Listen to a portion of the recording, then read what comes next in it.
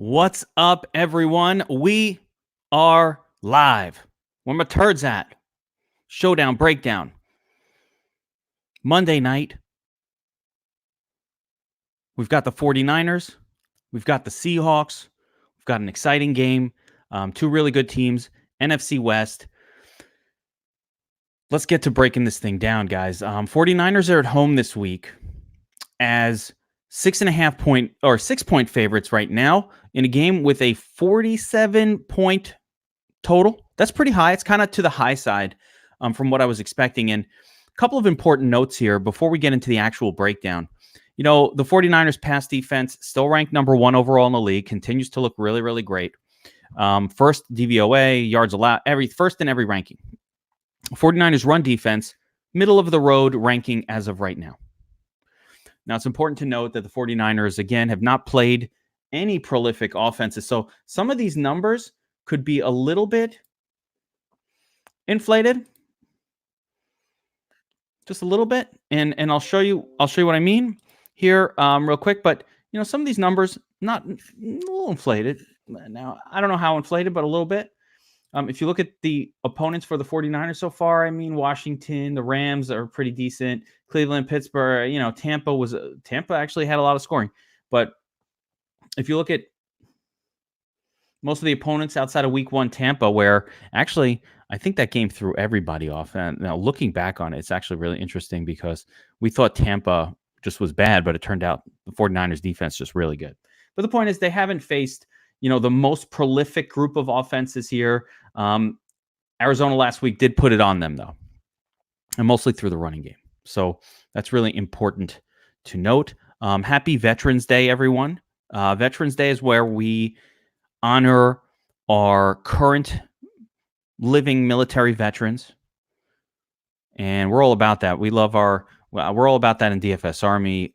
We love our military service people. If you're a military person, if you're a veteran, we have a special, DFS Army discount for all military veterans. We keep it secret.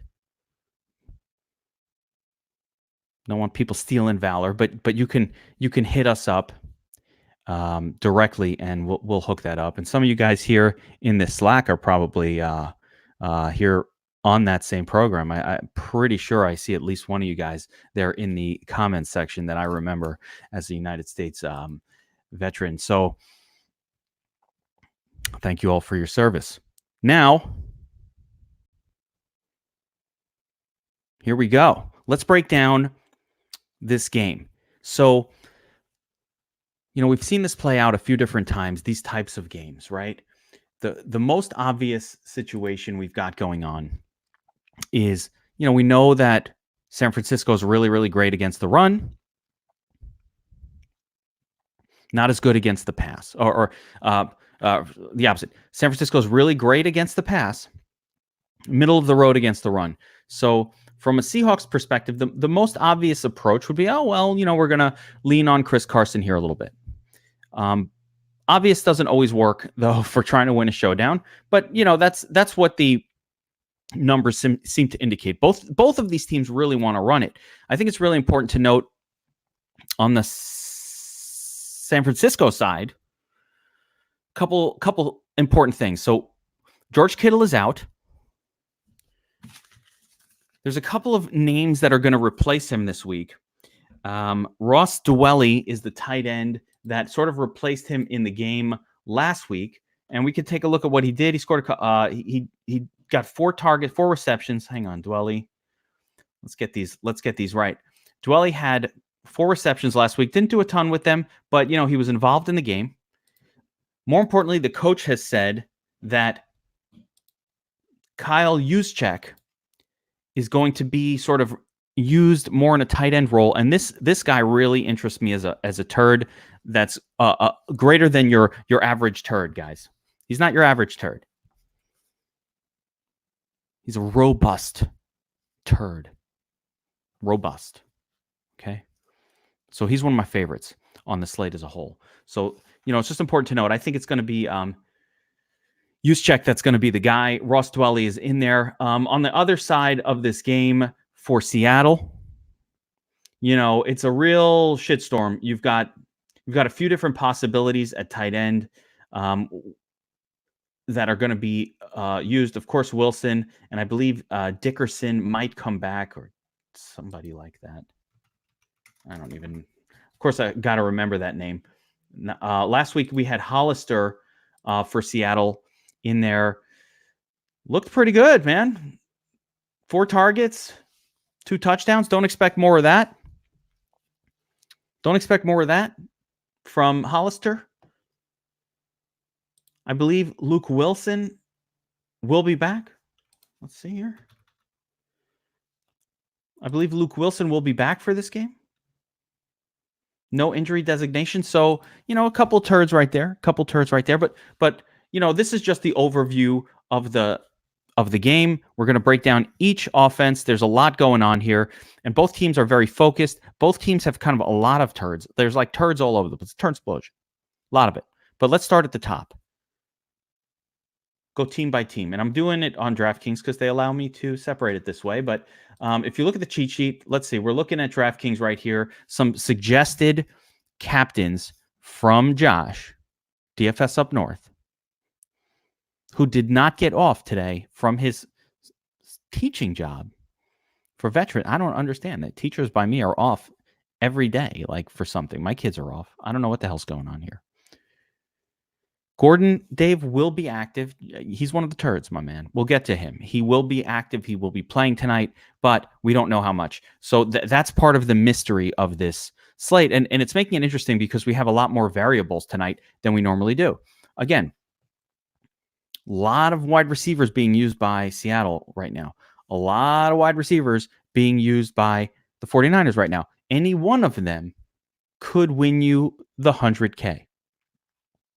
But we don't know who. So let's start at the top. We got Russell Wilson, the top recommended captain play on this slate. Now, you might be saying, well, why are we recommending Russell Wilson as one of the top captain plays or MVP plays on a slate when they're going up against San Francisco on the road?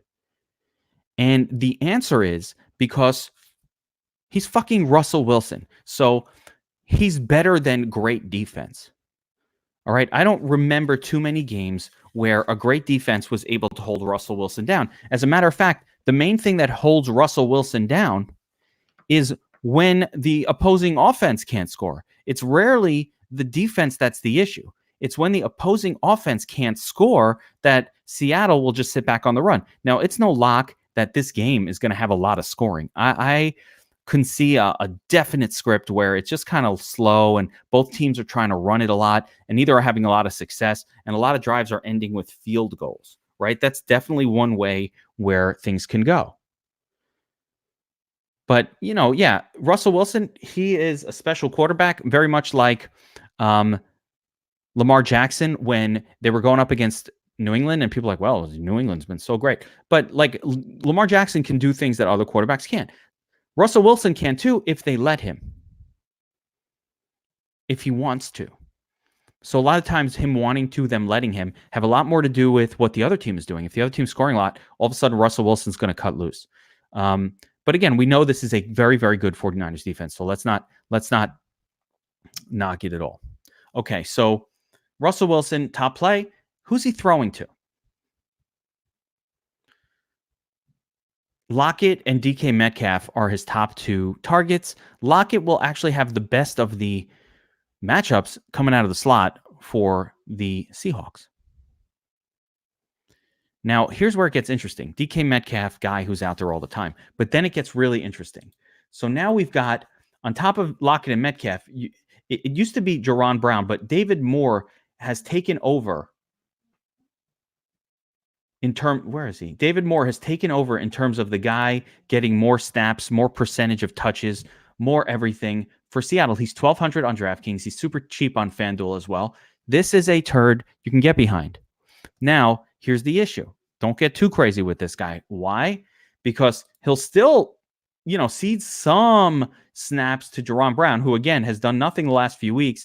As David Moore has gotten healthier, he wasn't playing earlier in the season. As he's gotten healthier, he's been sort of taking more of the role. But now we've got the crack man himself, Josh Gordon, as part of this whole mix. Do I think that Gordon is ready to come out and be the number 2 or some shit like that? No, but I wouldn't be surprised. I wouldn't be surprised if Gordon has a few plays kind of designed for him. Don't expect too much from Gordon, but don't completely fade him. He's a turd. I would have about the same exposure to him as I do to David Moore. So he's about a 10%er for me. Ed Monk is asking who Sherman's going to cover. Sherman should be on the outside on DK Metcalf. That's who I would expect Sherman to be on. He's not a slot cover guy. I don't recall ever seeing Sherman, shadow somebody in the slot. So we're not expecting a whole lot. You got me, Vincent. You got me. We're not expecting a whole lot out of Josh Gordon here, but they could run a few plays. It's not surprising. You've seen teams where a guy just comes over, they'll script a few specific plays for them, right? And that can lead to better than turdly performance out of these guys because, there's 3 or 4 plays specifically designed for this player, right? So what do we need from a Josh Gordon at 5,400? Not that much. So definitely have him in your mix, but I don't feel safe with it. Going through the rest of the list here, the tight end position. Well, let's go to the running backs. Let's go to the running back. Chris Carson, great spot. Now, for some reason, I'm not feeling him, but I'm never feeling Chris Carson. I think that San Francisco defense is good, and I think that they're good against the run. So, yeah, I think San Francisco defense is good. They're good against the run. They're good against everything. Anything can happen. We're trying to predict what can happen here. But San Francisco defense is very good. And this idea that, Carson's going to have an easy time running against them because Kenyon Drake, destroyed them last week. I would not buy into that. Reason being, Kenyon Drake is a very unique player. He's shifty. He's a pass catcher. Chris Carson is more of a grinder up the gut. He doesn't get a ton of passing game work. So while he can have a big game, and if you look at it, as much as he does not get a lot of passing game work. You're looking at 3 to 5 targets a game for this guy, which is fine, but he's got to do a lot on the ground. He is not my favorite running back play, and I think there's a little bit of risk throwing someone like him into the captain spot because he's not going to get a lot of passing game work. If he's not scoring touchdowns, he's going to have a hard time, surpassing some of these higher priced guys. There isn't too much certainty down below. So, that's also something to keep in mind. Now, continuing on the theme of the Seahawks, I'm certainly interested in Jason Myers. I like when defensive teams take each other on. I like to go with the kickers, both kickers, because what ends up happening in some of these games is, let's say they're both trying to run. We don't know what's going to happen. We can't know. It's hours before. We're looking at the lines. We're not smarter or sharper than Vegas. If we were, we'd be billionaires. So what we're trying to do is look at the lines on the game and try to read what we can expect to happen.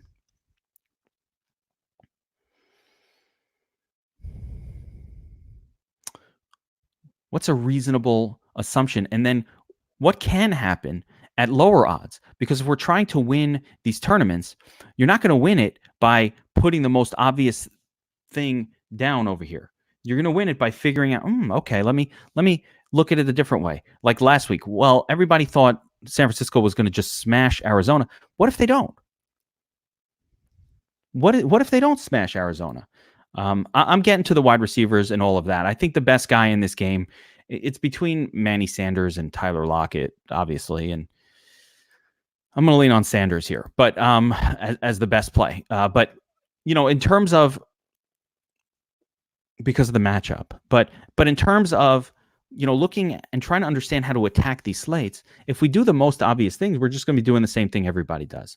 So what you want to do is different angles. Like I said, last week you would have said, smash game for San Francisco, load up on all their guys and, onslaught them against Arizona, just play 1 or 2 guys. And Arizona did great. Didn't look like they would, but they did great. And whoever played it that way won the 250K. If you're attacking this contest that I have up on the screen here, you've got to beat out 141,175 other lineups to get that top spot. So, doing the most obvious approach probably isn't going to win you that money. Don't attack this contest with like a chalk basic approach, because you're not going to win it. And at that point, if you're not winning it, you're probably just getting 1.5x your return. And at that point, you do better just going into a 50-50 with that lineup and at least doubling your money, or going into a triple up or a 30-person contest where you can come in first place and get like a 5x or an 8x on your money. That's way better. Here, you've got to be perfect. So you've got to take a lot of crazy chances and all of that. All right. So let's take a look at San Francisco. Did we cover everything? Kicker, San Francisco defense, Seattle defense, Seattle kicker, definitely both in play. Love. So I was getting to this. On the kickers, these defensive battles, what ends up happening is the teams move the ball, they get to the 30, they stall out, they kick a field goal. Like with two good defenses, or in the case of this game, one very good defense, very good offense, and then one mediocre defense, mediocre offense. We should have sort of a balance potentially where teams are moving the football a little bit, but teams are moving the football a little bit, but getting stalled out. So they're kicking field goals at the end. Jason Myers, I normally like favored home kickers, but in this case, I'm going to play both guys. And as a matter of fact, I don't mind if you want to. I almost think if I was doing a cash lineup, it would absolutely start with both kickers for me. So just to make that clear in case it wasn't. If I'm doing a cash lineup, both of these kickers are in the game. That's how I'm starting it. So, as you're expanding out from cash to tournaments, understand we want to build for different approaches. But let's break down the San Francisco. What did I just do? Seattle. Let's break down the San Francisco side before I just go off into game theory approaches for how to attack this slate for a minute. Okay. San Francisco. What do they have going on offense? Well, Jimmy G finally had to unleash the arm last week, and he did so in incredible fashion. Great game. Arizona, Monday Night Football, I think it was. 4 touchdowns. They couldn't run the ball. Arizona's defense is not as bad as... Arizona is a team that's changing. It's evolving as the season rolls on. It's very interesting to watch it. But you couldn't run against them as well last week, so Jimmy had to unleash the arm, and unleash he did. His best game of the season. Every other game has been really just running and defense. And then last week when they finally needed to throw, they did a good job.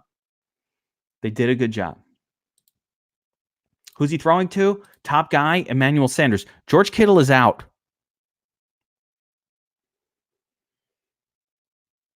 George Kittle's out, guys. He's out. Not playing. So we're going to have to find alternatives. The top target on this team is Emmanuel Sanders. He's playing out of the slot. No one can cover him on Seattle.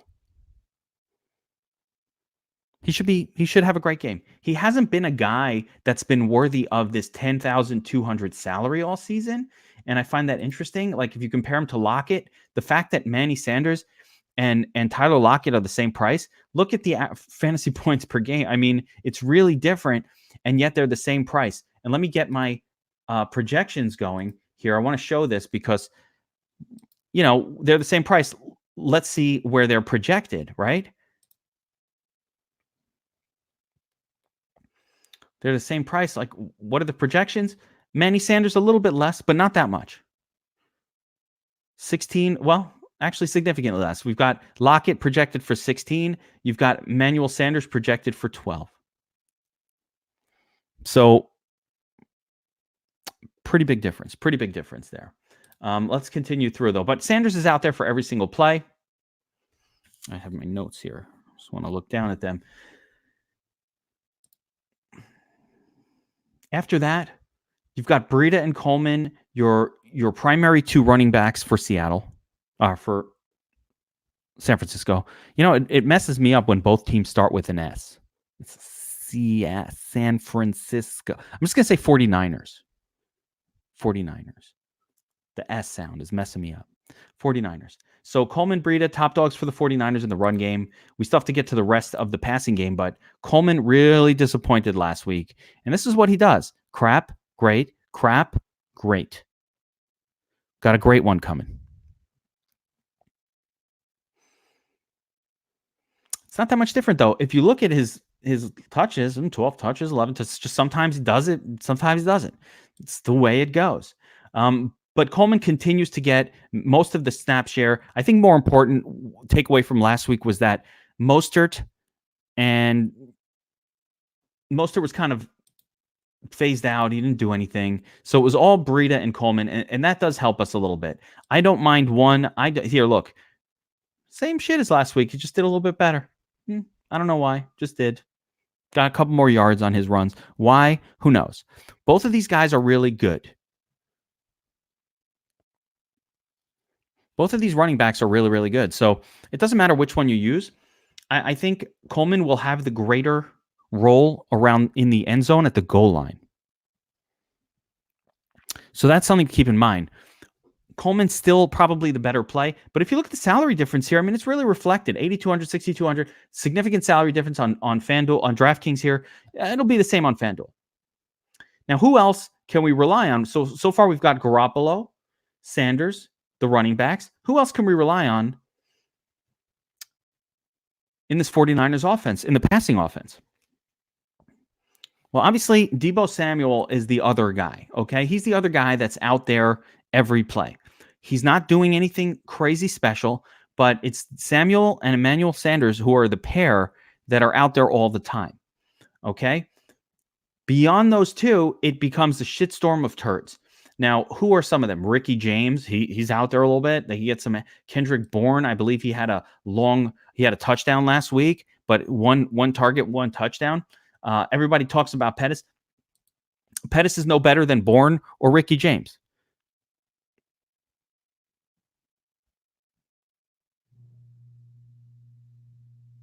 Could is always the key word. We don't have knowledge of of the future, so we don't know. But what we can tell is Dante Pettis is no better than these other guys, but he's priced a little bit higher. All right. He's out there just the same as Ricky James. He's out there just the same as Kendrick Bourne. They're all switching off.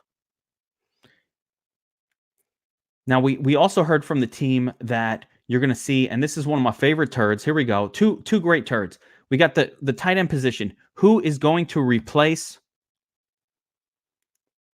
George Kittle and his 7 to 8 targets per game? Well, last week it was Ross Dwelly. A lot of that was because my boy Kyle Juszczyk was out last week, but Juszczyk is back. The coaches said he's a tight end, basically. He's fully healthy. Very important turd for this week. Okay? He is a great salary afforder. I do believe he will get you some snaps. I do believe he will get you a greater than 0 fantasy points. So it could be Juszczyk. It could be Dwelly. One of these two. I don't think it's going to be both. So I don't want them both in a lineup with me, probably.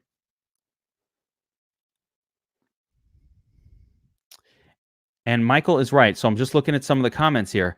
With the fullback back in for San Francisco, if you watch how they play and you watch how they use Kyle Juszczyk, he is a massive, massive component of their running game overall. So I believe that what we're going to see is an improved running game. I think, again, it really helps the out. They also got some offensive linemen back. So the 49ers now are going to have they should have an easier time and a stronger emphasis on the run than they've had in past weeks. So, like I said, Coleman and Breida, spectacular plays. Somebody's asking who should I put in the captain spot. Here's the deal. Here's the concern. Which of these two guys does it? I mean, I think they'll both have a lot of usage. I wouldn't mind you could throw either one. The idea of one, this is a showdown. We're talking about a single NFL game where anything can happen. So if you think that you're going to nail it in your first try and that there's some way of knowing between, Coleman and Breida, which one is going off this game? There just isn't. It doesn't exist. I'll make one with Coleman. Okay, I'll make a lineup around that. And that Coleman lineup, maybe it doesn't have Jimmy Garoppolo in it. Maybe it has Russell Wilson in it. Maybe it has Wilson throwing to Tyler Lockett. Maybe I put in, a kicker or two.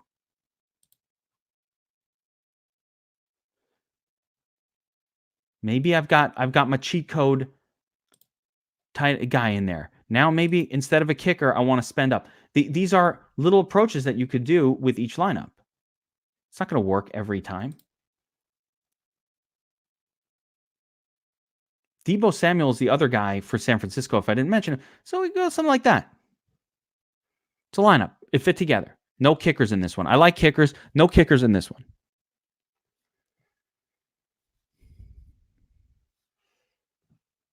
I'm trying to think if I missed any players. Or any turds. So we got my turds.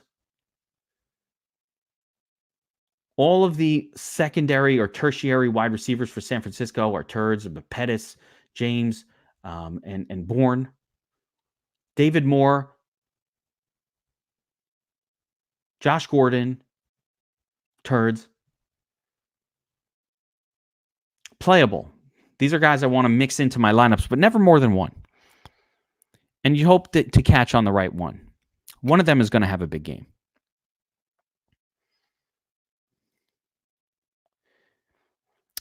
Ben is asking how to spell use check. It took me long enough just to figure out how to pronounce it, my man. Just pronouncing it was challenging. So here we go. Back to the sheet.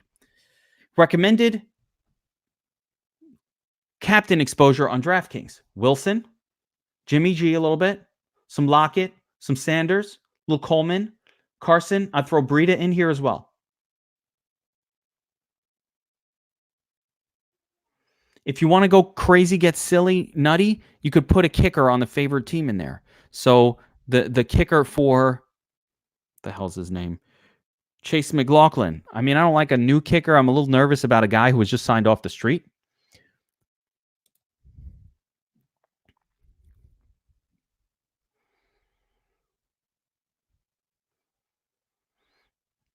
I actually think that Antoine, I can make an argument for playing both in a 49ers smash game. I can make an argument for playing both Breida and Coleman in the same lineup together. Not to say do that all the time, but it's not something where I'm going to limit the optimizer into not doing that. I just want to address this. You can play both of those guys together, because if the 49ers smash the way that they have been via the run, then there's enough in there for two guys. And I do think that will give uniqueness. No one's going to do that.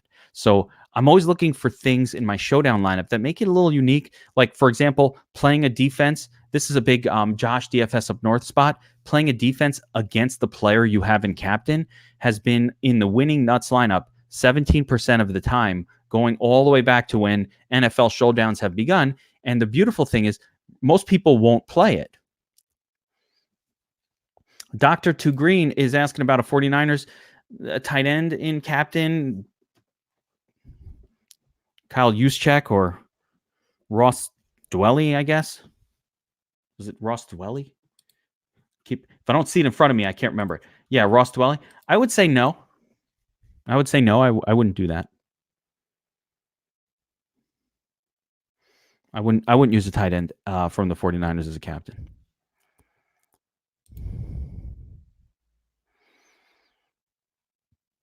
Yeah, you can't play. That's right. We can't play all of the best play. You can't play all of the stars unless sometimes it works. I mean, you can try to work it out. So Antoine is saying, regarding Coleman, Carson, and Sanders and Lockett, all of the top plays on the slate. You have to make choices between that or playing the quarterbacks. Quarterback has been in the winning lineup something like 70% of the time. That I do try to get a QB in there, but it's not a need. Depends on the QBs have higher floors. It's hard not to want to play Russell Wilson. I don't care what the matchup is. All right, so let's go back to the sheet here. So you've got this grouping. You can do your exposures how you like. I don't mind these numbers as we're seeing them. I'd add Breida into this group, and this would be a pretty good core of potential captains. Remember, just when you have a captain in there, like if I have Jimmy Garoppolo as my captain, Jimmy Garoppolo is not a player that's going to. Jimmy Garoppolo is not a player that's going to run for touchdowns. He's not a player that's going to get a lot with his legs. So if he's scoring, if you think he is captain worthy and you have him 10%, 15%, he should absolutely be paired with pass catching options on his team. Pass catching options could be anyone from Sanders to Samuel, Pettis and those guys, the Turds, Juszczyk, Dwelly, even Breida is somebody I would include as a pass catcher for Jimmy Garoppolo. Moving down the list, DK Metcalf probably has the toughest matchup of anybody. He's going to be on the outside. He will see Richard Sherman. I don't think that's a great matchup for him. It's a little spendy for me considering that and the low general volume that we see. I'm pretty comfortable not having too much exposure to him here. Breida I like. Gordon, again, turd long shot. 49ers defense, very playable. Probably going to be, over on. This isn't a Seattle team that is smart to target defenses against. They don't give up a lot of points to opposing defenses. So that's not a situation that I'd be looking to purposefully exploit or throw into the captain spot. Not to say anything can happen. It's a single game. And this is a good defense. They could get turnovers.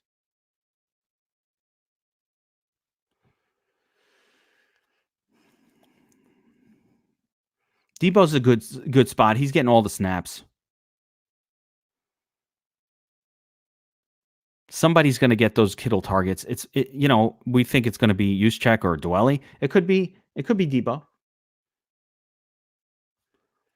Jacob Hollister coming off a big game last week.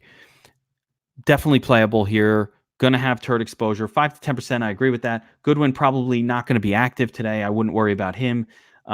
Here's your kickers. Dante Pettis. Again, people get sucked in by the name. I mentioned him before, but people get sucked in by his name. This is not a guy who's having any sort of production this season. I wouldn't mess with him other than turd level exposure.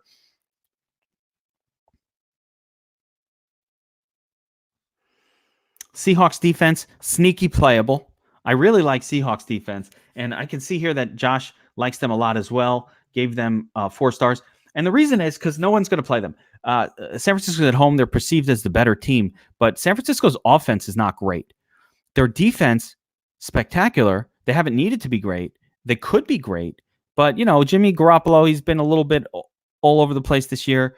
I definitely think Seahawks has a place in some lineups. I don't think they're going to smash, but they're playable. Got to get a little bit of exposure there. Luke Wilson, he's a fucking scrub. Luke Wilson fucking sucks. Turd exposure. Where my turds at? He's a turd. Kyle Juszczyk, core play. Josh is taking a stand. DFS up north is taking a stand. He's loading up on Juszczyk in this spot. Now, 40%, 35%, that's a lot for me. I probably wouldn't have that much exposure to a player like this, but I do feel it too. I do think he's going to get some looks. I think he's going to pay off on his $600 salary, but I don't know for sure that means that he will be locked into the perfect lineup. But it is important to note, Antoine, you said something earlier, and I want to show you this. Antoine is one of our commenters, a regular commenter, at this point, a regular in these chats. And I want to show you a little something that you can do with Juszczyk and the home kicker, or let's call it the away kicker, because fuck this guy. I don't even know who he is. Has he played in the NFL this year? Like, McLaughlin will likely handle kicking duties. Signed of 49ers early in the... What is this from? What team was he on? I don't know. I don't know what this game log is, right? He just signed with the team. I don't get it. But anyway. So I'll go with the safer one, the guy who's not just picked up off the street, right? Once you do that, look what you could do. I can play whoever the fuck I want. All right. How about Coleman? Okay. How about Wilson? How about Jimmy? How about Lockett? Look at that. So you could do whatever the hell you want. You could do whatever the hell you want if you play a kicker and use check in your lineup. You can do whatever the hell you want. So this is a really interesting approach, even to making a cash lineup. Now I could switch it around. I could say, all right, well, I don't want that guy over there. What if I want Wilson? It doesn't matter. Whoever you want, you could fit it. If I go Wilson, I'd go Wilson, Lockett. Sanders. Close it out with Metcalf. Now I've got Wilson, Lockett. Now I don't think Metcalf has a good matchup, but whatever. How about Breida in there? Sure. Got to get Tevin Coleman in there. Got to get Coleman in there. So that doesn't fit. All right. Do something else. Carson, Coleman. Boom. I don't like Wilson and Carson together, so I might switch that up and go, all right, well, I don't like Wilson and Carson. How about if I do the cheaper kicker and try to get up to Russell Wilson, Manny Sanders? Well, we got to figure it out. The point is, there are all these different approaches that you can do. Coleman in the flex or in the captain. Can afford whatever I want. How about Breida in the captain? Now I can upgrade 2 spots. Playable there. Now I got too much money left over. I don't want Jimmy G, but I want this guy. And it's like, I don't need a kicker in there now. I could get DK Metcalf. I can go Wilson, Lockett, Metcalf, Sanders. Sure. So there's a lot of different approaches. And this $600 special right here allows you to do a lot of it. Again, use check has a possibility for a 0, but if the 49ers are saying they're going to use him as a tight end, I think he's going to be out there on every play. I think he's got the chance of getting a goal line carry, that fullback quick handoff carry for the touchdown. So there's a lot of ways that use check can pay off on his $600 salary. So he's a guy I really, really like a lot in the spot. Now, there's other ways, and here's Travis talking about a different approach to a game. What if it's a low-scoring shitfest, right? What if it's just an ugly Monday night, primetime, disgusting game?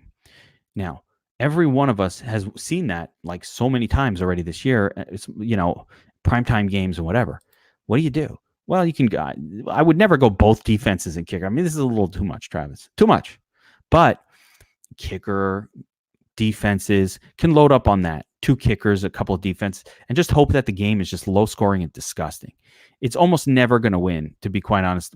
Travis, what you're showing here, 2 kickers, 2 defenses, you don't really want to do that, but you could do 2 kickers, 1 defense, and figure out the rest. I continue to think my favorite approach for this slate overall, and let's take a look at why the fuck. Let's take a look at FanDuel here. Let me see if I have a FanDuel window open. I do. So let's take a look at FanDuel here real quick. Get a look at some of the differences.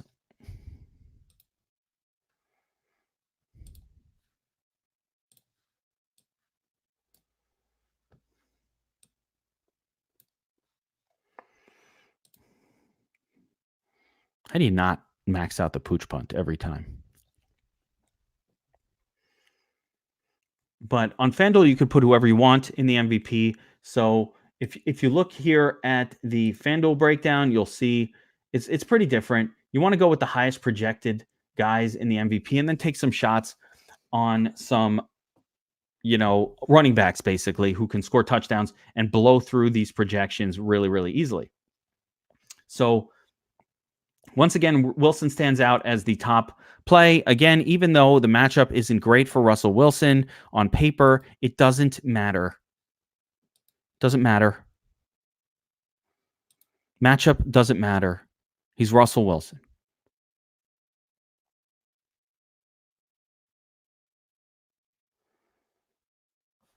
If you look at the other possibilities at MVP on FanDuel, it's Jimmy Garoppolo, of course, either quarterback.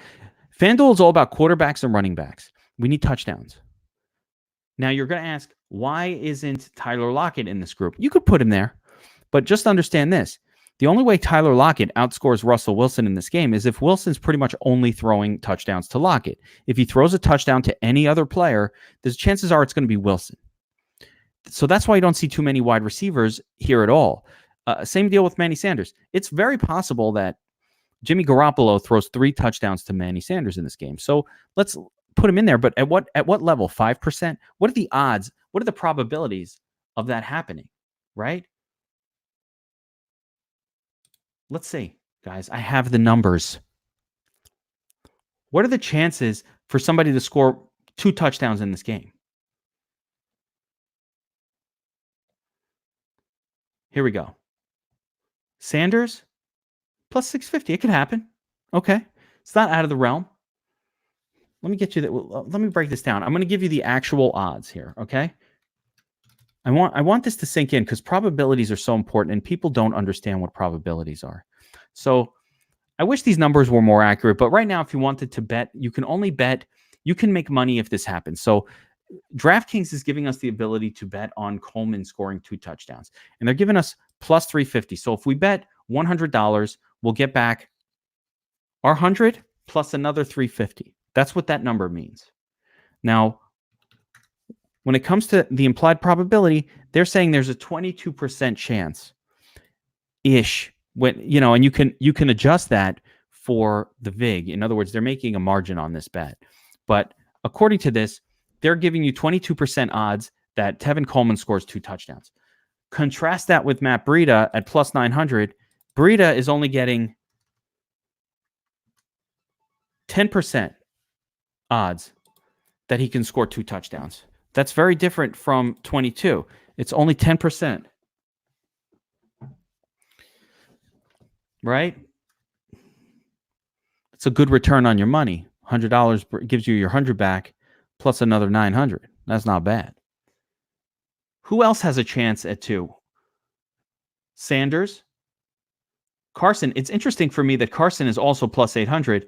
So again, Tevin Coleman projects much better than Chris Carson to get 2 touchdowns, even though I would say that in terms of the total number of carries, I would project Chris Carson to get more overall touches in this game. So that's just really interesting for me. But it makes you like Tevin Coleman a little bit more when you look at these odds. Plus 650 is not out of the realm of possibility. Again, that's probably going to be about 14%. Let me get the number. 13.3% right there. So pretty close. 13.3% chance. Carson 10%. Lockett a 10% chance. And if a lot of people ask me, how do you know how much exposure to get to certain players? A lot of it is this. I would kind of use these numbers and these implied probabilities. Like, all right, Tevin Coleman has a 20% shot of 2 touchdowns. I'll put him into 20% in the MVP. If that's the case, if that was the case, we could put him in at 20%. Why not? Let me see if we have a fantasy points prop for this game. No, they do fantasy points props for the main slate, just for a few players, and they're so soft. It's so easy to make money on them, but they don't have that for this game. So what are you going to do? But here's your score a touchdown prop, and as you can see, Coleman top dog by far. Next up, you've got Sanders, Carson, and then Breida, and then Lockett. So this is the level. This is the group we want to concentrate on in terms of skill players. The odds aren't so crazy for some of these other guys either, Samuel. That's why my Turds are all getting like a reasonable shot. You could see down here is Jerron Brown, David Moore a little bit better. So he's a better Turd. Mostert, no good. I wouldn't mind this bet right here on use check.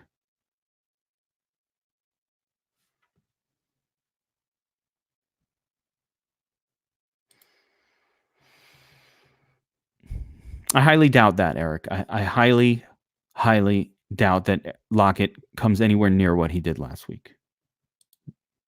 Highly doubt it. Ben is asking, if you don't want an MVP, you uncheck in the MVP tab. Yes, you can uncheck them there. You don't uncheck. On the Domination Station, all right, let's go to that. Let's do a little Dom Station lesson. How do you set your MVPs? 2 ways. Where am I?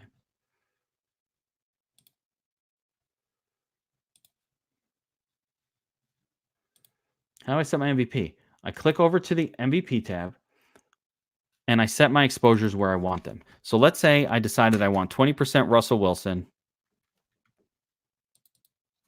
Let's say I want 20% Jimmy Garoppolo. I can go off the cheat sheet. Is this FanDuel? Yeah. Wilson, 40%. Garoppolo, 15%. So there we go. Let's go off the cheat sheet just to show you how I would do it off the sheet. Got Wilson at 40%? Fine. Garoppolo, 15%? Fine. Who else? Coleman, 20 to 25. Breida, 5 to 10. Carson. Okay, so here we go. Coleman, Breida, Carson.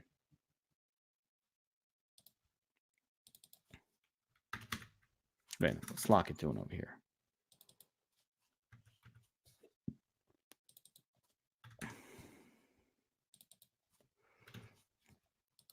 Now I'm going to add it all up. Make sure it doesn't go over 100. We're forced minimum, so we can only force 100%. 40, 70, 95, 105. So have to drop 5% from someone. Just like that. Now I want to set rules. If Garoppolo is going to be my captain, if he's going to be my MVP, then I need at least 2 players from his team that catch passes. So I need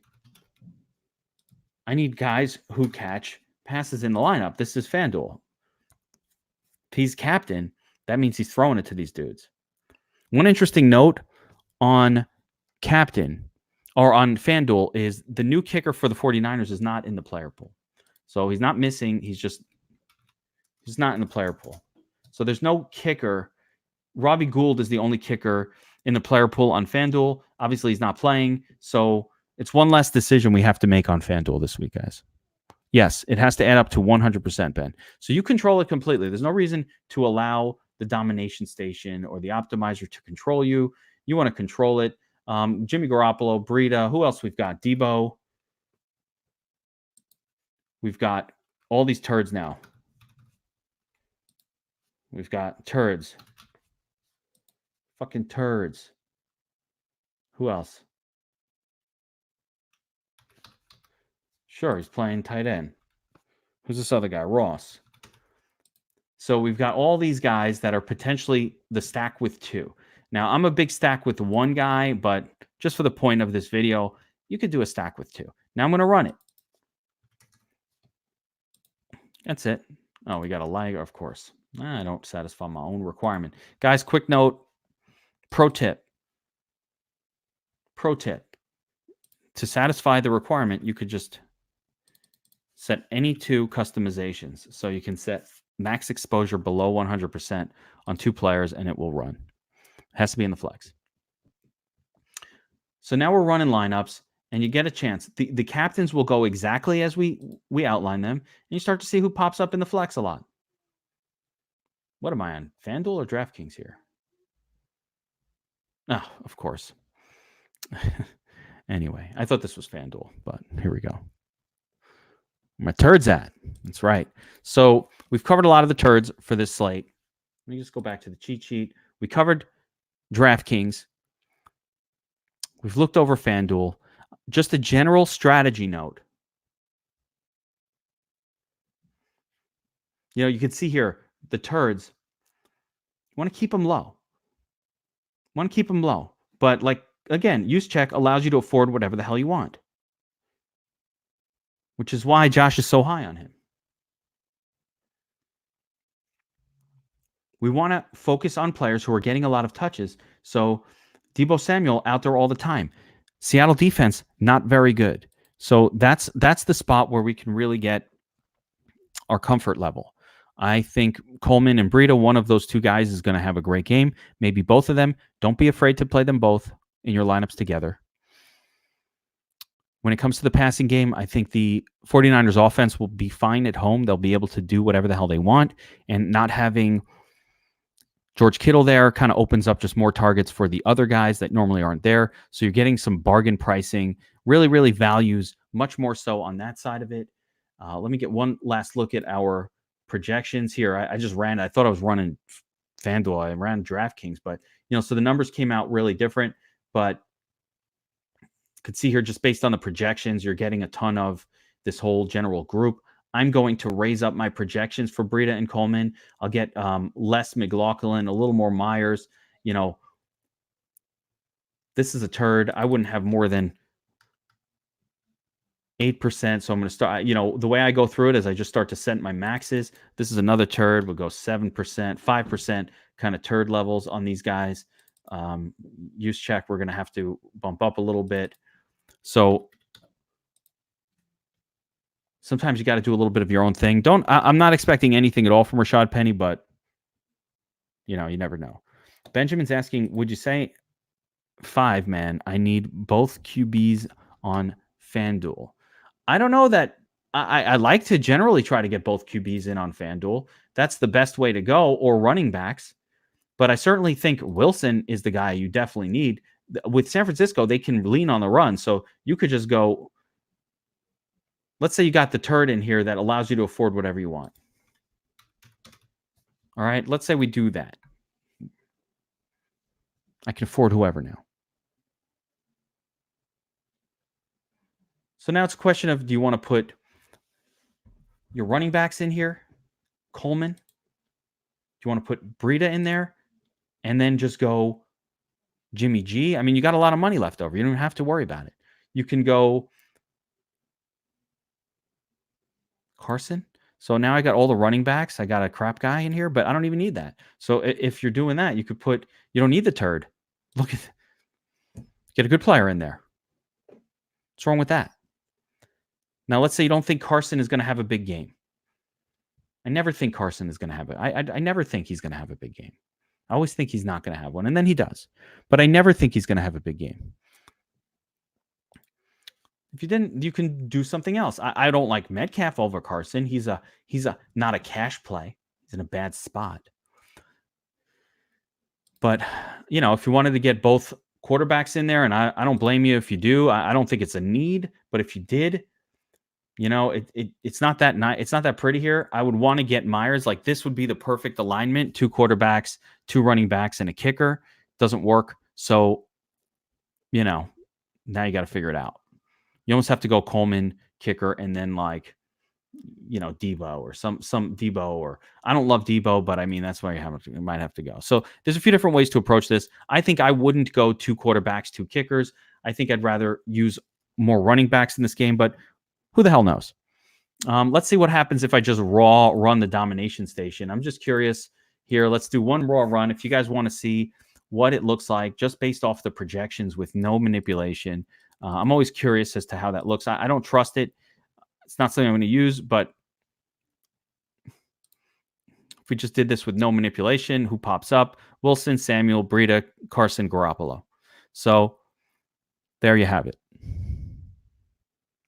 Both quarterbacks, both running backs. Although in the case of Breida, you're getting like the worst running back, right? I think it's risky. But here's a version with Pettis. Wilson, Pettis, and I don't like Pettis at all. I'd rather go use check, but let's say I raise up use check because, I like him more than this projection indicates. So we put a 5-pointer on him, right? Now I'm going to run this, and you're going to get Wilson, use check, Coleman, Carson, Garoppolo. I actually think this is the ideal cash lineup for this slate. So, take that for whatever it's worth. I like the kickers too. It's hard not to play them, but I think this is the ideal potential cash lineup on this slate. Anyway, I'm going to end it there, guys. Unless you have any more questions, where my turds at? T-shirts are coming. Going to get some swag. By next week, I promise we'll be running some where my turds at contests. Got to have a little fun with it.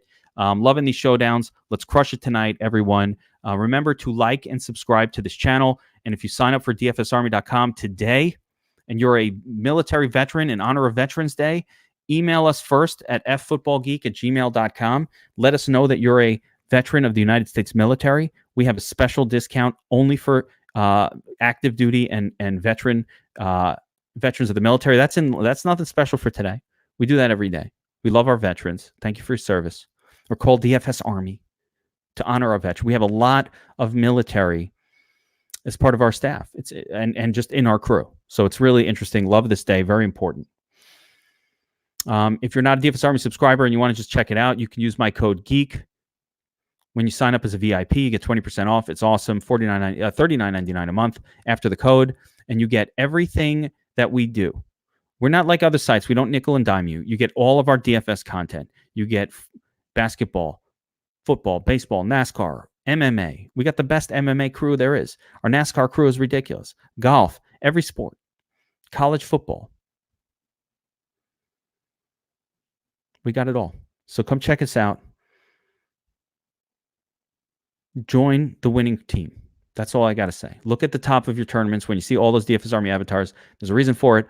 Unlike other sites that advertise their touts, their staff as these great players, and they show their wins, we show our member wins because that's more important to us. Ben, don't share that discount. I know you got the military discount. It's between us, man. Only tell your buddies, your military buddies. We don't share that code with anybody. I don't want people stealing valor out there. Yes, Antoine. That's why I mentioned when I was showing the other one, just real quick. You see, I didn't do Russell Wilson as a double stack, but Jimmy Garoppolo, yes. Wilson just also spreads the football around. It's not just that he can do it on his own. So he could throw to Moore. He could throw one to a random tight end that you never heard of. The Seahawks are much, much more likely than other teams to go to their turds. So the Seahawks will go to David Moore and Jacob Hollister or whatever these names are, right?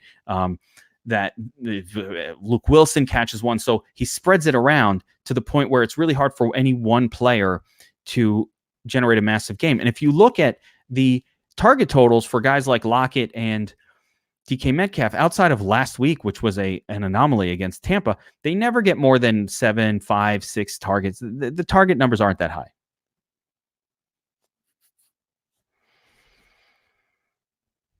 All right, guys. Shutting it down, 1 hour in. Let's start making lineups for tonight. Let's finish out what was, and I'm going to admit, a very tough week of DFS. I never like it when my running backs don't work. It just is a disaster. I have to say, this was my worst main slate of the year. I've been really, really great on the mains all season long, crushing cash almost every week. This was my worst one. Oh, man, it was a tough one. So, yeah, it was a tough one. Even being all over Kirk and some good plays, just all my running backs didn't work, and it was unfortunate. So we'll get back out that next week. Better, bigger, better. I've already looked at next week's slate, and holy shit, is it fucking difficult.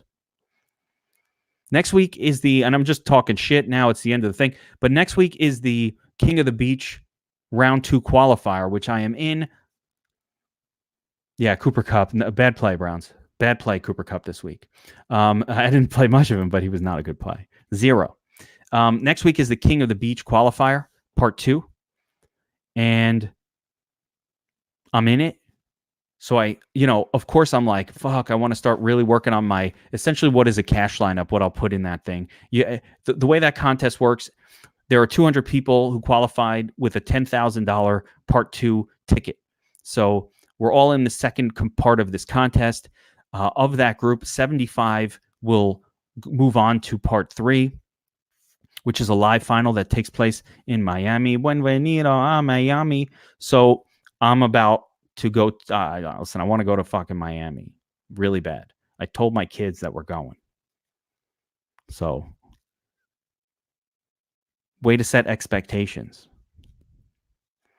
So now I really need it. So I started looking at my lineups and kind of trying to figure this shit out. And it's not easy, but we got a bunch of injuries. So we'll see what kind of value fillers we can come up with over the course of this week. 50 hours of research, we'll go into it, and we're going to try to get ready to attack the Week 11 slate. But before that, let's finish out Week 10. One night of Showdown can make your entire season. Trust me. I promise you. That is absolutely how it goes. One Showdown slate. This is why I play them all. One Showdown slate. I think my 24K win was like week 1 on a Showdown this year. And I said right after that win, I showed all of you guys the screenshot. And I was like, hell yeah, dude, we're getting started. But I told you this one win paid for my whole season of fantasy football DFS. Like, even if I have a rest of the year that's bad, I'm going to end the season positive because that dollar amount. And that's really what it takes. It just, when you look at how you play, just understand how NFL DFS works. It's a very volatile sport. You've got to win a tournament over the course of the season. You got to win one at some point. And the tournament doesn't have to be 1 million people in it. It doesn't have to be 100,000 people in it. It could be a 5,000 person tournament, but you're going to need to win one over the course of the season to have a very profitable season. If you're not and you're attacking tournaments, you're going to take a loss for the year. Obviously, cash is different, but these showdowns are part of the tournament mix. It only takes one. So if it can't be me, I hope it's you. Good luck tonight. Remember, like, subscribe, and sign up for DFS Army. Take care, guys. Good luck tonight.